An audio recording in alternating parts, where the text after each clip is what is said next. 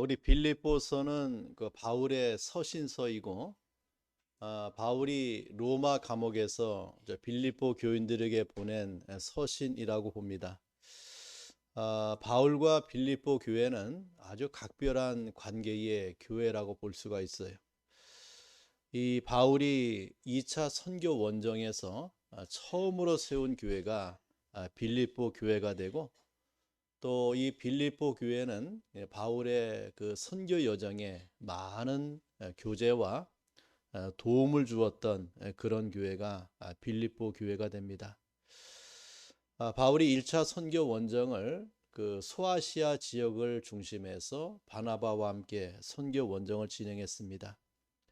자, 그 뒤에 2차 선교 원정을 진행할 때에 바울은 이제 바나바와 헤어지고, 이 바울이 실라를 데리고 2차 선교 원정을 떠나게 됩니다.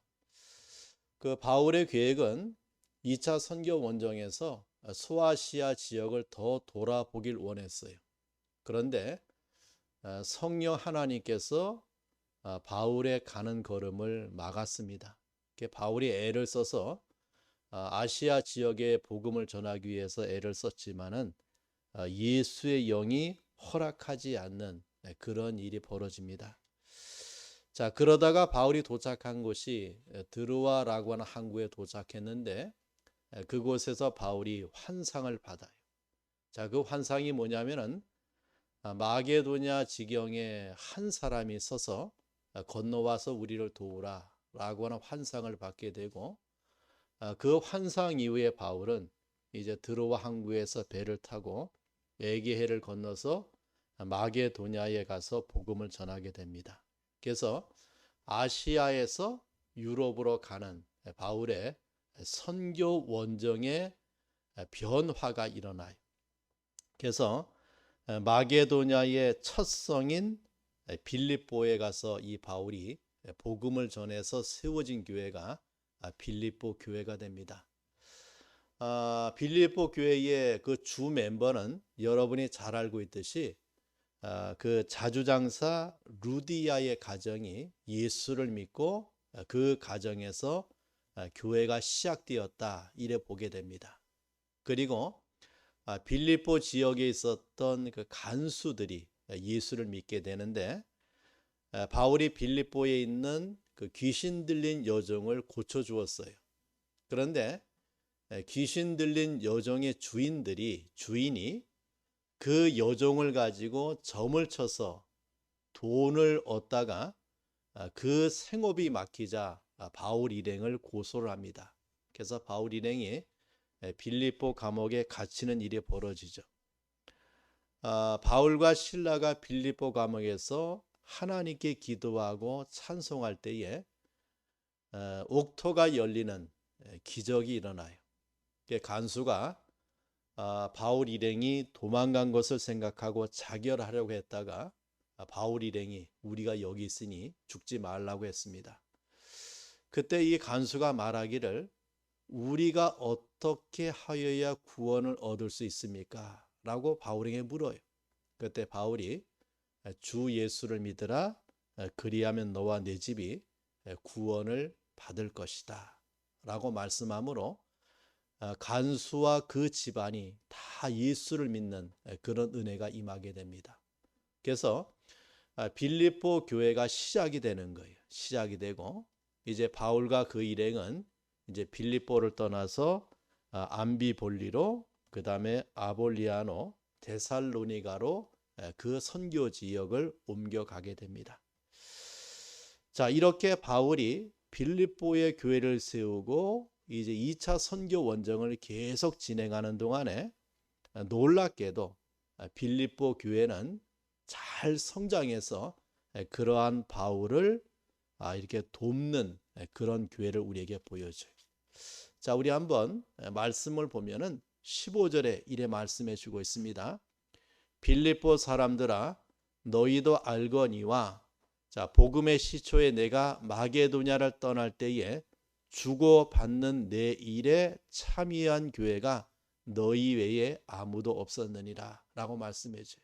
그러니까 바울이 마게도냐를 떠나서 이제 새로운 선교 지역에 복음을 전하기 위해서 나아갈 때 그러한 바울을 도왔던 교회가 빌립보 교회였다라고 하는 것을 말씀해 줘요. 또 16절에도 보면은 데살로니가에 있을 때에도 너희가 한 번뿐 아니라 두 번이나 나의 쓸 것을 보내었다라고 하는 그러한 교회를 우리에게 보여줍니다. 그러니까 바울과 빌립보 교회는 정말 각별한 관계의 교회였어요. 사실 빌립보 교회는 빌립보라고 하는 지역도 작지만 교회의 규모도 작았다라고 봅니다. 그런데 바울에게는 정말 그 교회와 뗄래야 뗄 수 없는 그러한 관계를 유지하고 있는 것을 우리에게 보여줘요. 더 나아가서 이 빌립보 교회는 지금 바울이 로마의 감옥에서 이 서신을 쓰고 있는데 로마의 감옥에 있는 바울에게 이 빌립보 교회가 어떤 일을 행했는가? 자, 우리 18절에 보면 이렇게 말씀합니다. 내게는 모든 것이 있고 또 풍족한지라 에바브로디도 편에 너희가 준 것을 받음으로 내가 풍족하다라고 말씀해 줘요. 자, 지금 바울이 로마 감옥의 투옥 중에 누구의 도움을 받습니까? 빌립보 교회가 그러한 바울을 돕기 위하여 그 교회의 대표자가 되는 에바브로디도를 보낸 거예요. 그래서 에바브로디도가 빌립보 교인들의 그 헌금을 가지고 바울이 감옥에 갇혀 있는 로마에 찾아와서 그 로마의 감옥에 있는 바울을 돕고 있는 빌립보 교회를 보게 돼. 더군다나 에바브로디도가 감옥에 있는 바울의 조력자로 그 바울을 수종 들고 있는 것을 보게 돼. 자, 그만큼 이 바울과 빌립보라고 하는 교회는 정말 각별한 그러한 관계를 우리에게 보여줍니다. 바울은 저들의 이러한 사랑의 행위를 가리켜서 18절에 이래 말합니다. 향기로운 제물이다. 하나님이 받으실 만한 향기로운 제물이라고 했고 또 하나님을 기쁘게 하신 것이다 라고 저들의 헌신을 이렇게 말씀하고 있는 것을 보게 됩니다. 그래서 바울은 로마 감옥에 투옥되어 있는 그러한 궁핍한 생활 중에서 저는 빌립보 교인들에게 있는 이 사랑의 헌물, 저들의 헌신을 통하여 저는 감사했고 기뻐하고 있는 바울을 보게 돼요. 자, 이러한 것이 얼마나 귀한 것인가를 바울이 14절에 이래 말합니다. 너희가 내 괴로움에 함께 참여하였으니 잘했다라고 했어요. 즉 십자가 고난에 동참하는 일이라고 아주 차원적인 감사를 고백하고 있는 바울을 보게 되죠. 자, 그리하면서 이 바울은 자신이 어떠한 형편에서도 자족할 수 있는 일체의 비결을 배웠다라고 이 빌립보 교인들에게 고백하고 있는 바울을 보게 돼. 말하자면은 풍부와 비천에 처할 줄도 알고 배부름과 배고픔과 궁핍과 부요에 대처할 수 있는 일체의 비결을 배웠다라고 고백하고 있는 바울을 보게 됩니다. 자, 이것이 바울의 신앙의 고백이 또 바울이 로마 감옥에서 체득한 그런 은혜를 빌립보 교인들에게 나누고 있는 것을 보게 되죠.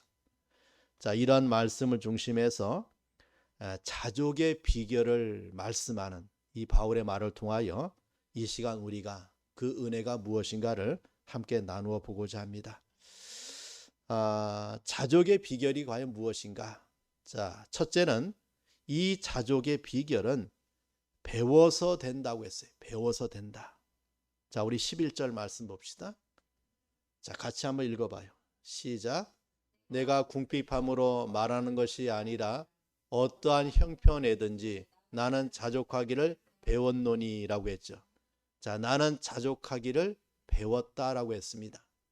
자, 또 12절 하반절에 보니까 풍부와 궁핍에도 처할 줄 아는 일체의 비결을 배웠다라고 해서 배웠다.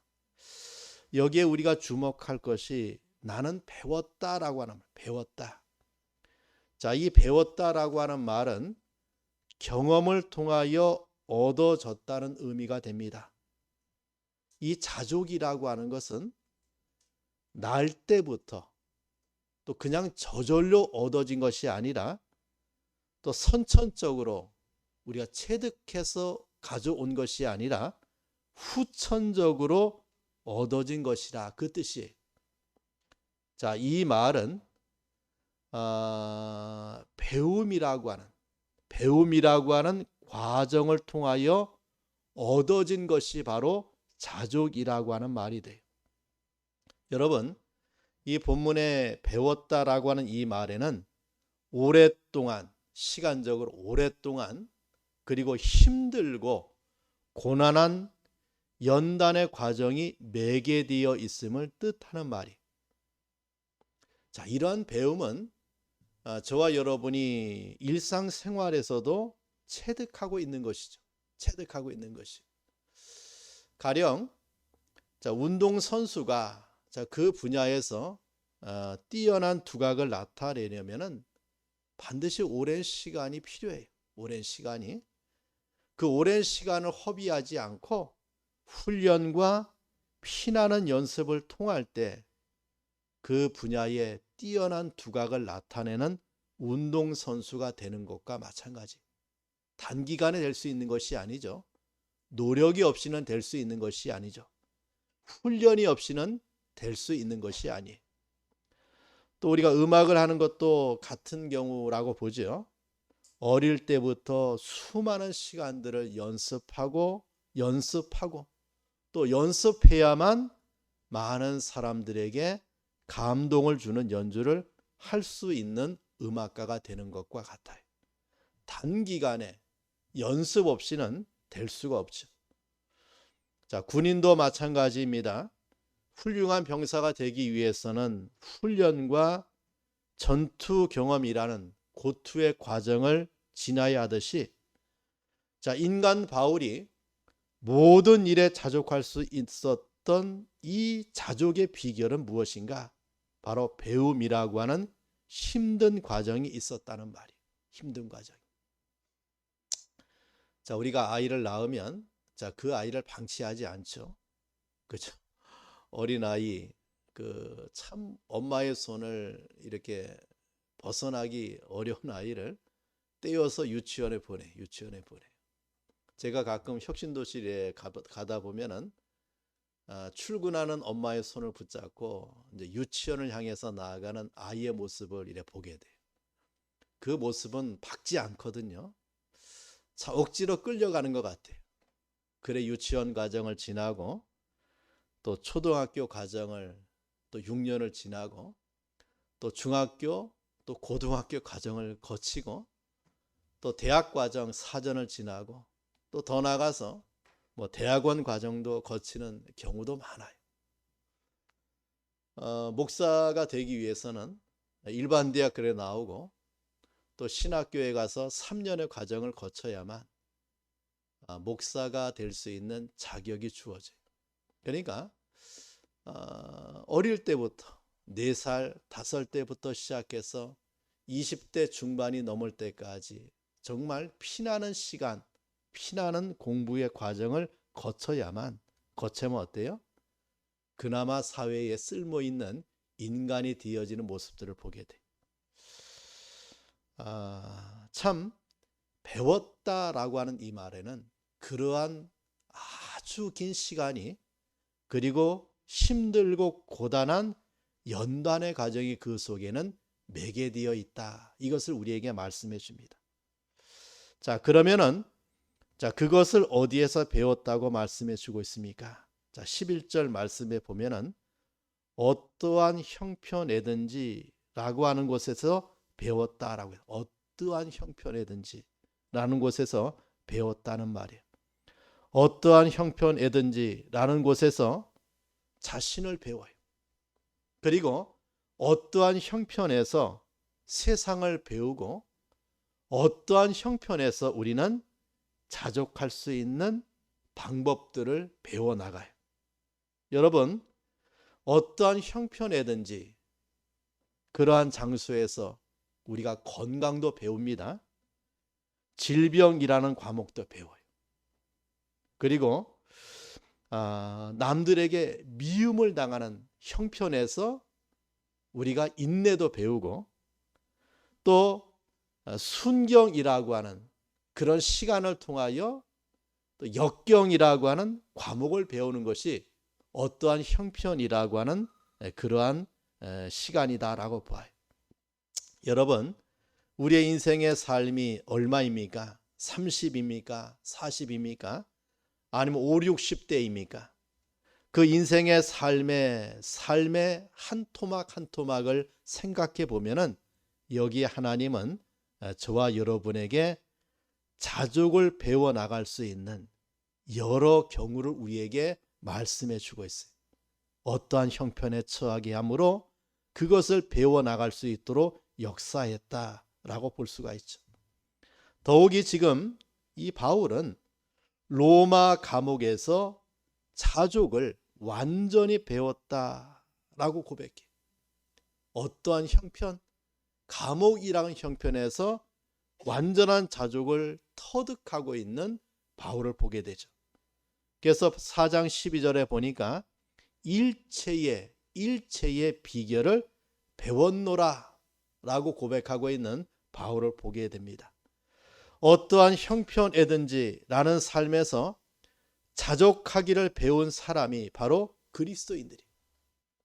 그리스도인들은 그래서 어떠한 형편에서도 감사할 수 있는 것이고, 어떠한 형편에서도 하나님의 뜻이 무엇인가를 깨닫고 살아가고 있고, 어떠한 형편에서도 그것을 허락하신 하나님의 의미를 깨닫고 인생의 삶을 살아가요. 자, 이것이 바울이 저와 여러분에게 가르쳐주고 있는 그러한 자족의 비결이라고 봅니다. 자, 두 번째는 이 자족의 비결은 알매 있다라고 해서 알매 있다. 자, 12절 말씀 다시 봅시다. 읽어봐요. 시작.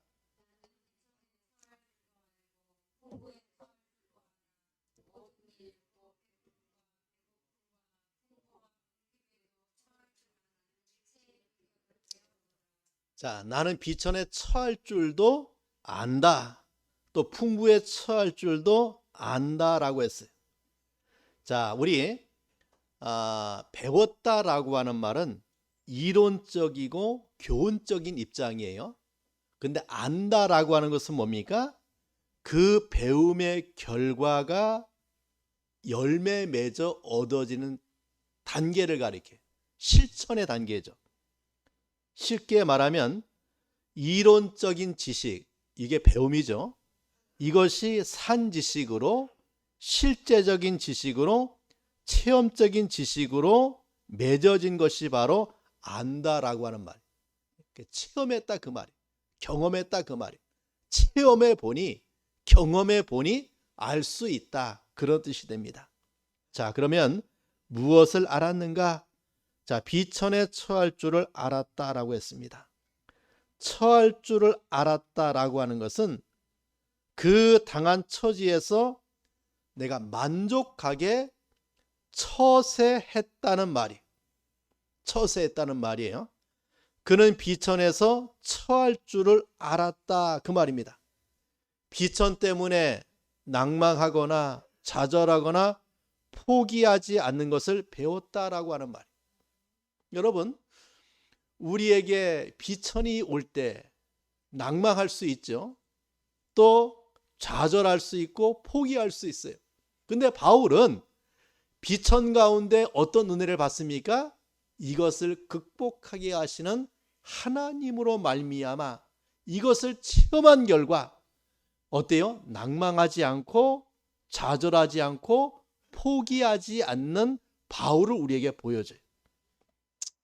자, 바울은 배고픔에 처할 줄도 알았어요. 우리가 지금은 배고프다, 뭐 다이어트 하기 위해서 배고픔을 경험할 수 있어요. 근데 먹을 것이 없어서 배고픔을 경험하는 시대는 아니에요. 그런데 전후 세대의 60년대, 70년대 초반까지는 우리가 먹는 것이 얼마나 궁핍하게 인생의 삶을 살았던가를 우리 어르신들은 다 경험할 거예요. 보릿고개가 있었죠. 아마 지금 이 시즌이 보릿고개라고 생각이 들어요. 가을에 추수한 것이 겨울에 다 먹고 이제 초봄이 되어서 보리가 나오기 전에 그 양식이 떨어질 때 겪는 가장 궁핍한 때가 보릿고개라고 봐요. 저는 뭐 그런 시대를 겪지 않았는데 아마 우리 어르신들은 다 그런 시대를 겪었어요. 소나무의 그 껍질을 벗겨 먹고 참 그렇게 궁핍의 시간들을 버텼던 그런 경우들을 보여줘요. 제가 어릴 때도 그런 경험들이 있었죠. 학교에서 미국에서 제공해 주는 여러 구호식품을 먹고 제가 자랐던 기억들이 있어요. 참 배고팠던 시절이었죠. 먹을 것 때문에 배고팠던 그런 시대. 근데 바울은 배고픔에 처할 줄도 알았다라고 했습니다. 바울이 고린도 교회에 이런 말씀을 하고 있는 것을 보게 되는데 고린도전서 4장 11절에 보면은 바로 이 시각까지 우리가 줄이고 목마르며 헐벗고 매맞고 있었다라고 고백하는 바울을 보게 돼요. 또 고린도후서 11장 27절에도 보면은 또 수고하며 애쓰고 여러 번 자지 못하고 줄이며 목마르고 여러 번 굶고 춥고 헐벗었노라 라고 고백하는 바울을 보게 돼요. 정말 선교를 위하여 주님의 일을 위하여 배고픔과 그 굶고 그 궁핍의 인생의 삶을 살았던 바울의 모습을 우리에게 보여줘요. 자, 반면에 이 바울은 풍부에 처할 줄도 알았다라고 했습니다. 자, 풍부에 처할 줄도 알아. 배부름에서 처신할 줄도 안다는 말이. 우리가 배고픔에는 가난 때문에는 처신하기가 힘들지만 배부르고 부할 때는 우리가 처신을 잘 할 수 있다라고 생각하는데 하나님께서는 그렇게 말씀하지 않아요. 부하게 되면 가난할 때보다 처신하지 못하는 죄를 우리가 더 많이 짓는 것이다 라고 보면 돼요. 부하게 되었을 때에 범하는 죄들을 성경은 우리에게 많이 말씀해 주고 있는데 한마디로 부할 때 대부분 불신앙 생활을 하게 돼요. 불신앙 생활. 예수께서도 누가복음 16장에 보면은 부자와 나사로를 통해서 우리에게 교훈해 주고 있는 것을 보게 되죠. 자, 그 부자가 얼마나 부자였습니까? 자색옷과 고운 베옷을 입고 날마다 호화로이 연락하고 있는 부자를 보게 돼요. 그 자색옷과 고운 베옷은 지금 말하면 수천만 원에 호가하는 그러한 귀한 옷감을 가지고 옷을 해 입고 날마다 그것도 호화로이 이렇게 잔치로 인생의 삶을 허비하는 부자를 보게 돼요. 현세에 만족하고 현세를 즐기며 사는 이 부자에게는 무엇이 없어요? 내세가 없어요. 내세가 없어요. 내세가 없는 거예요.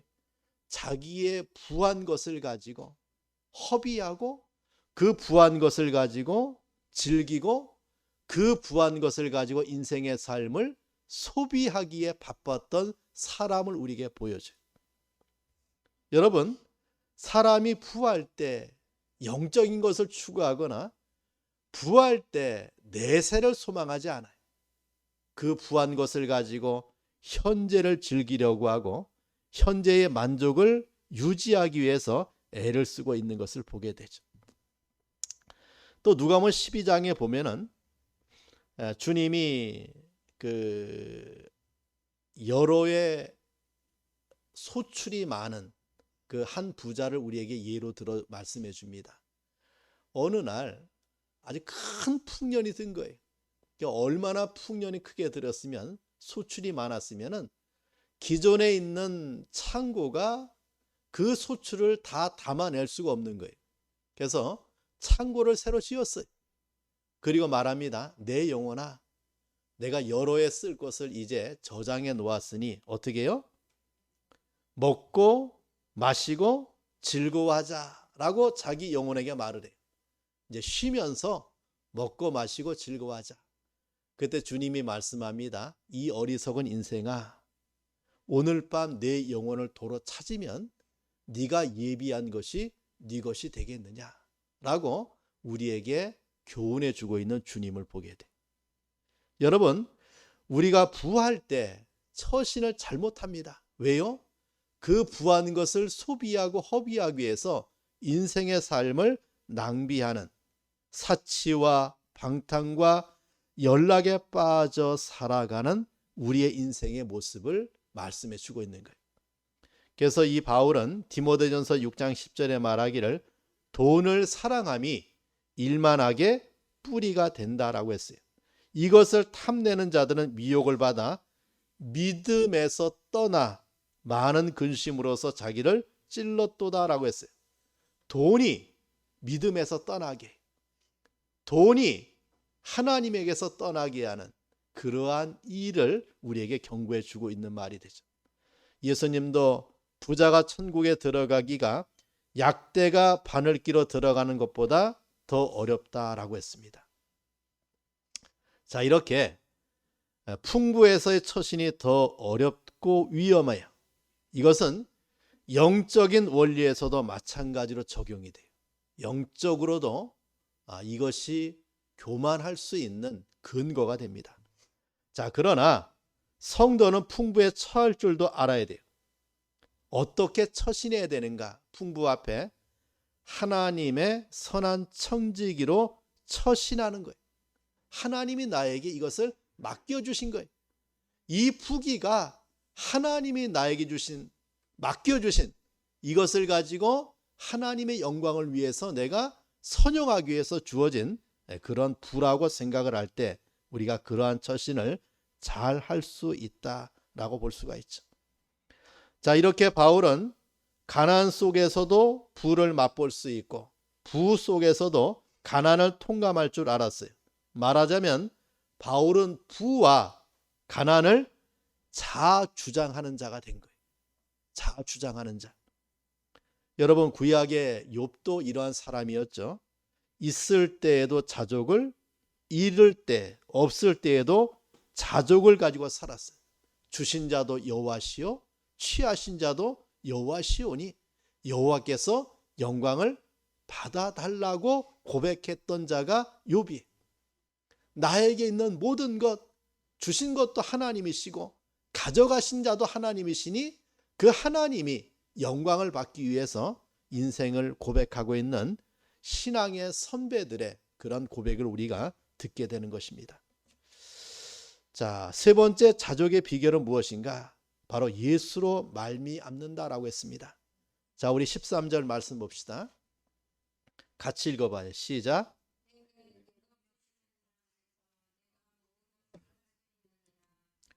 자, 자족의 비결.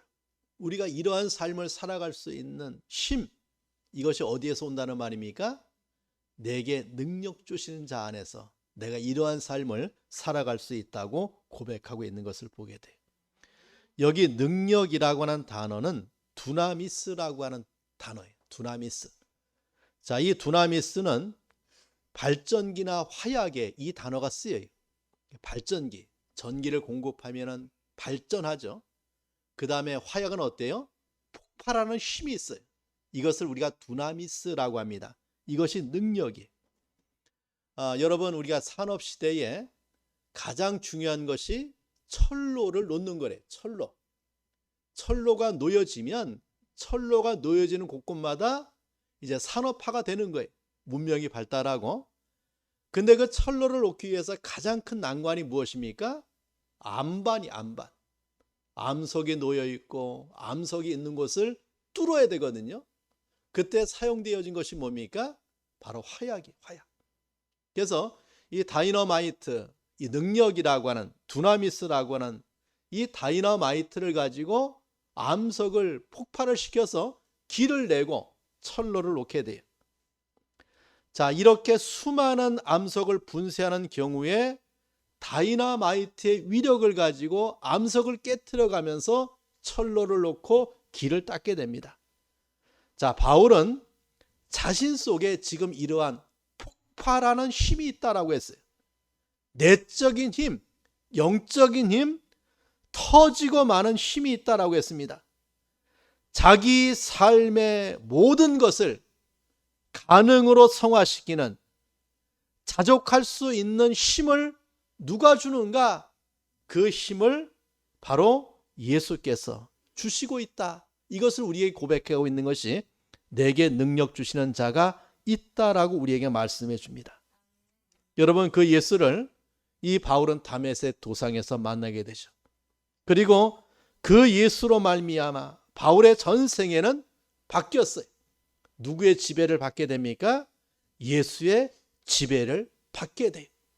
그리고 그 예수로 말미암아 바울은 어떠한 삶을 삽니까? 능력 있는 삶을 살아가게 돼요.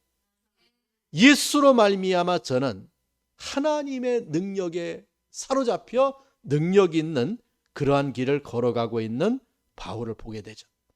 그래서 바울은 디모데전서 1장 12절에 나를 능하게 하신 그리스도 예수 우리 주께 내가 감사하다라고 했어요. 나를 능하게 하신 누가 있다는 말입니까? 주님이 나를 능하게 했다. 또 디모데후서 4장 17절에도 보면은 주께서 내 곁에 서서 나에게 힘을 주시는, 나에게 능력을 주고 있다라고 했어요. 바울의 힘의 원천은 누구라는 말입니까? 주님이시다 그 말이에요. 주님으로 말미암아 그런 능력을, 그러한 삶을, 모든 것을 할 수 있게 하시는 주님을 고백하고 있는 바울을 보게 돼요. 그렇다면은 이 할 수 있다, 할 수 있다라고 하는 이 고백은 어디에서 나오는가? 바로 예수 안에서 우리가 이러한 삶을 약속하고 말씀하고 있는 것을 보게 되죠. 여러분, 여기에 전기가 들어오니까 전등에 불이 나오고, 전기가 들어오니까 마이크가 제 성능을 발휘하고, 전기가 들어오니까 우리 일상생활에 필요한 모든 것이 작동되는 것을 보게 돼요. 자, 왜 그렇습니까? 전기의 힘이. 마찬가지로 예수 안에서 우리가 이러한 능력 있는 삶을 살아갈 수 있음을 고백하고 있는 바울을 우리에게 보여줍니다. 우리 사랑하는 성도 여러분, 자, 우리에게는 자족의 비결을 말씀하고 있는 바울의 고백을 듣게 됩니다. 배워야 된다라고 하는 말이고, 알아야 된다, 이것을 우리에게 말씀해 줍니다. 자, 그렇다면은 그러한 자족과 그 비결의 삶을 살아감에 있어서 가장 중대한 것은 뭡니까? 예수께서 우리에게 이러한 삶을 살아갈 수 있도록 역사해 주고 있는 것을 우리에게 말씀해 줘요. 자, 주님이 말씀한 것이 있습니다. 자기 아들이 귀신 들려 병 걸린 그 아들을 예수에게 데리고 왔죠. 그때 그 아버지가 예수님에게 말씀하기를 당신이 무엇을 하실 수 있거든 우리를 불쌍히 여기사 도와달라고 했어요. 그때 예수께서 그 아이의 아버지에게 말씀합니다. 할 수 있거든이 무슨 말이냐? 자, 믿는 자에게는 능치 못할 일이 없느니라 라고 말씀해요. 자, 모든 가능의 원천은 그리스도 자신의 능력을 우리에게 말씀해 줍니다. 정말 예수를 신앙한다고 하면, 예수를 믿는다고 하면 얘가 그리스도 안에서 우리는 모든 것을 할 수 있는 가능의 삶, 믿음의 삶을 우리에게 말씀하고 있는 것을 보게 됩니다. 여러분, 우리 인생의 삶이 이제 얼마를 놓았든지, 우리 앞에 어떤 난관이 있든지, 태산의 문제가 있든지, 뽑기 어려운 뽕나무가 우리 앞을 가로막고 있든지 우리 주님은 저와 여러분에게 어떤 은혜를 베푸십니까? 나에게 그 과정을 통하여 자족하는 은혜를 말씀해 주고 있고, 그런 과정을 통해서 나에게 능력 주시는 예수 안에서 모든 것을 할 수 있는 그러한 비결을 우리에게 말씀해 주고 있다라고 봅니다. 넘어가시길 바라고, 배우길 바라고, 그 과정 속에서 이러한 고백을 하는 저와 여러분의 인생의 삶이 되기를 간절히 축원합니다. 자, 기도하겠습니다. 오늘 받은 말씀을 붙들고 기도합니다. 자족의 비결 3가지를 말씀해 줍니다. 배워서 자족의 비결을 알 수 있고, 또 이 자족의 비결은 우리가 이렇게 체득하는 것임을 말씀해 주고 있고, 또 예수로 말미암아 우리가 이러한 삶을 살아갈 수 있음을 말씀해 줍니다. 자, 이런 은혜들을 위해서 이 시간 다 함께 통성으로 기도합니다. 하나님 아버지, 감사합니다. 주의 은혜 가운데 이 시간에 자족의 비결은 배워서 된다고 했고, 자족의 비결은 알매 있다고 했고, 또 예수 안에서 우리가 이러한 삶을 누릴 수 있음을 말씀해 주고 있음에 감사합니다. 하나님 아버지, 이러한 삶을 사는 성도 되게 하옵소서.